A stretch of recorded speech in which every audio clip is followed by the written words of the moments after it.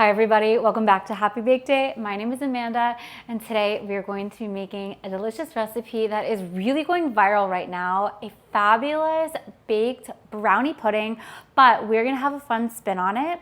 We're going to be making a baked oats brownie pudding today. To a blender, you'll add 3 cups of old-fashioned oats, half a cup of packed dark brown sugar, 1/4 cup of Dutch processed cocoa powder, 1 teaspoon of espresso powder, 2 teaspoons of baking powder, 3/4 teaspoon of salt, 2 teaspoons of vanilla extract, 4 large eggs, 2 1/4 cups of whole milk, and 1/4 cup of unsalted butter melted.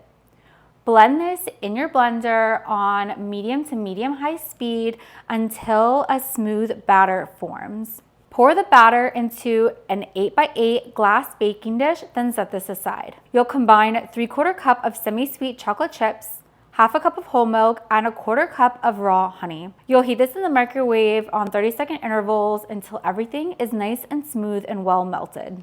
Evenly pour your chocolate mixture over your batter and do not stir. You'll bake your oats in the preheated oven for about 30 to 35 minutes or until the edges are set and the center starts to jiggle ever so slightly when you tap the edge of the dish. Allow your baked oats to cool for about 10 minutes and then you want to serve this nice and warm. And with that, our baked oats brownie pudding is done and oh my gosh, is it amazing. It is so warm and chocolatey.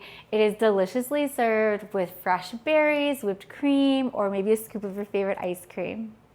Thanks so much for joining me today. Don't forget to like the video, subscribe to the channel, and join me again next week.